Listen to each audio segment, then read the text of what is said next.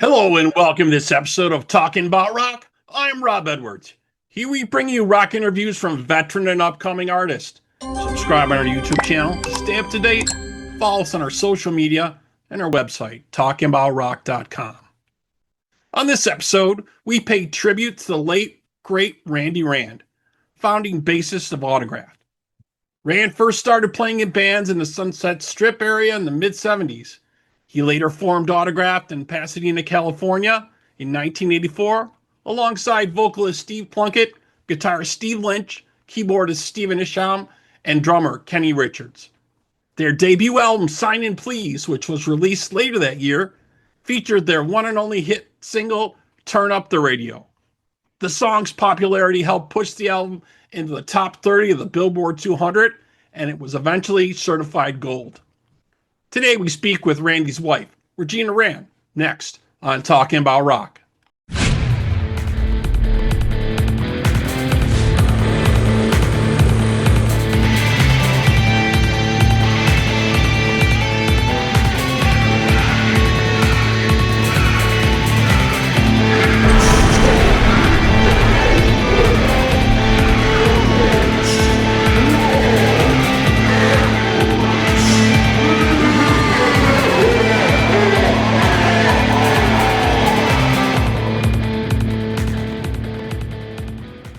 Okay, joining us now, let's welcome to the show, wife of the late, great Randy Rand, Regina Rand. Hello, Regina. Hi, how are you? Great. Thank you so much for joining us. Really appreciate it, So I want to talk a little about Randy's legacy here. Obviously, we know 3 years ago, we lost Randy in 2022, but I wanted to go back a little bit to the beginning. If you could tell us maybe when you guys got together and met. I think you said you were together for like 9 years or so. We were together for 6 years, and I met him in 2015. Oh, okay. Yeah. I met him at a concert that I had no plan to go to. I took one of my friends that couldn't drive, and he was out in the audience, and he had on a cowboy hat, and I just walked up to him and asked him, was he with anybody? And he said he's with Autograph, but I meant like, are you with anybody? Because I think Yeah, they're cute. Right. Do you have somebody else here with you? Right. So you guys just started kind of talking right there, huh? I said, you're not with Autograph. He said, yeah, I am. I said, hang on. I just did a meet and greet with him. And I looked at it. I said, oh, you are. And so I took a picture of us. And then I kind of just walked away because like my heart was like beating like really fast. And then later on, I friended him and we became like Facebook friends. And we started talking on Facebook. That's how it all began. Okay. And so did you see the reunion kind of take shape when they were getting back together? I think they got back together around 2013, 2014. They were going to do a reunion and then a tour. I think that was starting to happen, but and they replaced Steve Plunkett. I think they had to replace him with Simon Daniels. Were you around for when that was going on? No, I didn't come around till 2015. Okay. So in 2015, I think what they did there is they released "I Lost My Mind in America," a single on iTunes that came out, and then on the 23rd they released "Every Generation," which was another one. But the next thing, which I thought was really cool for them, in 2016 they did a 5-song EP, "Louder," with a live version of "Turn Up the Radio," which was released. So that had to be very exciting for them. I know that's their signature song. And he had to be very happy to see that music start to come to life again, right? Right.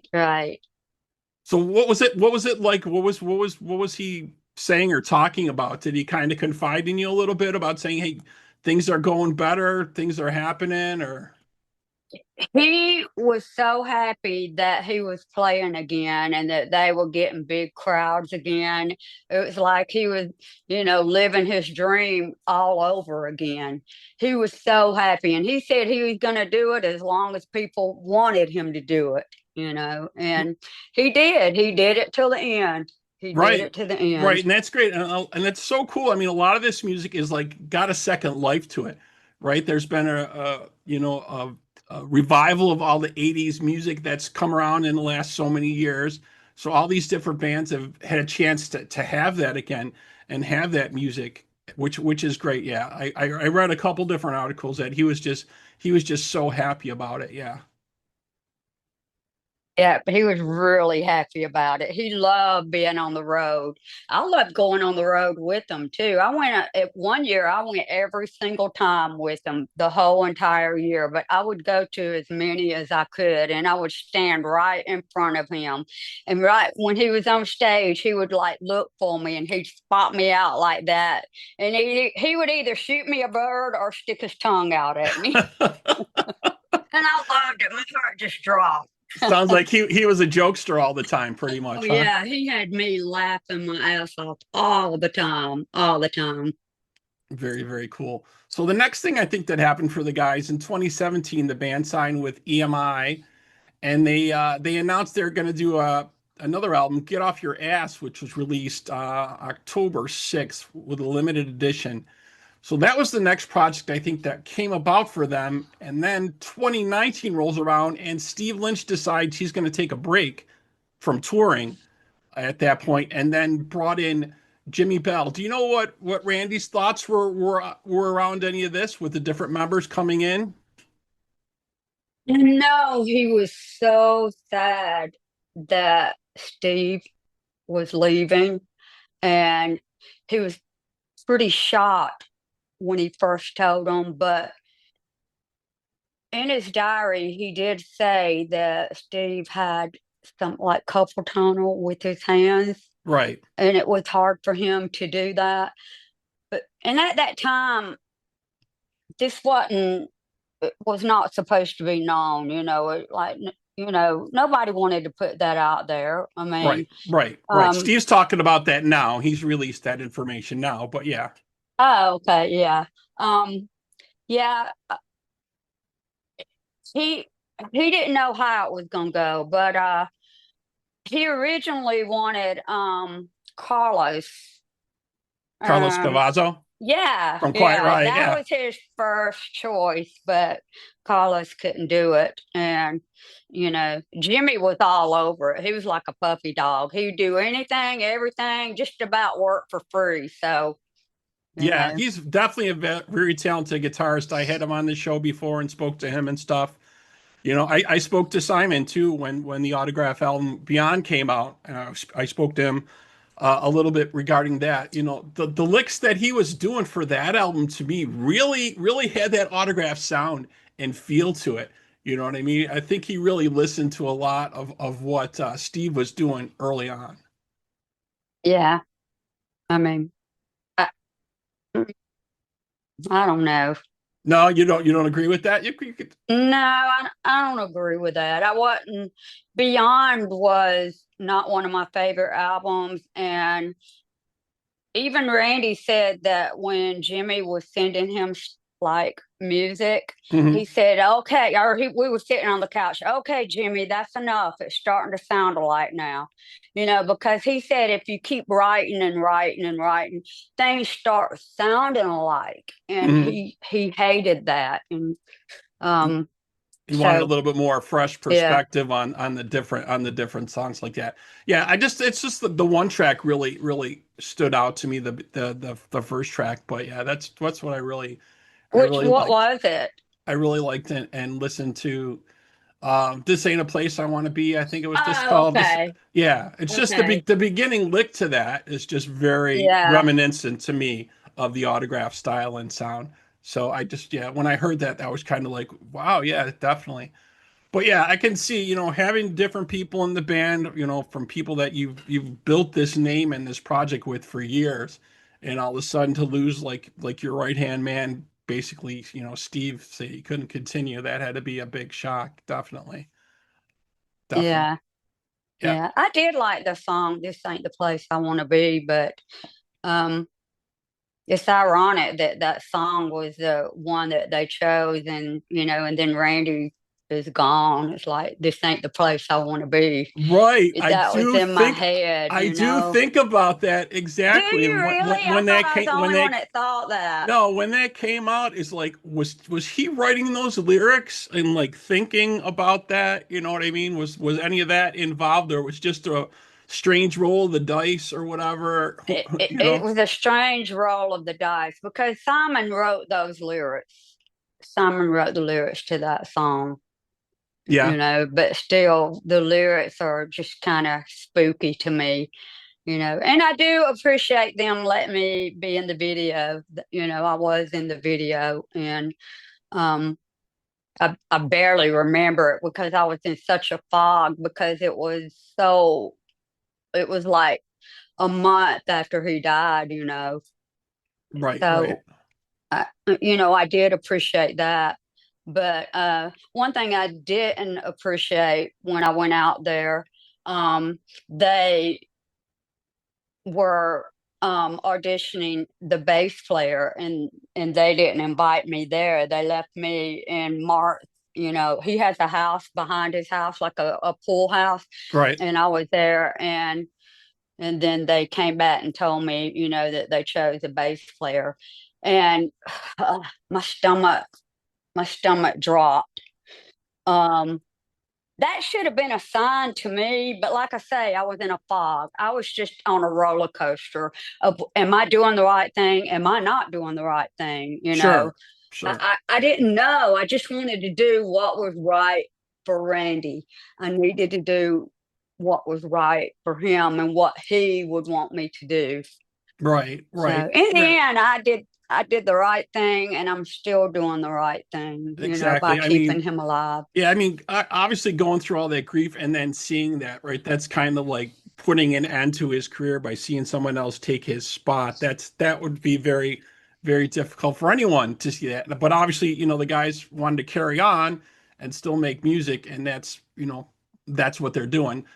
But another thing, so I was reading here in another article, you attended a concert that they put on, and you were kind of led to believe it was gonna be a tribute to Randy at this one show. I think it was Monsters on the Mountain. I think was the show Yeah, if you've done your homework. that you were going to see, right? Yeah, I was reading about that, and you were kind of under the impression that they were going to have a tribute to him a little bit more and things like that. And I guess it really didn't turn out that way. Can you tell us a little bit about that, maybe?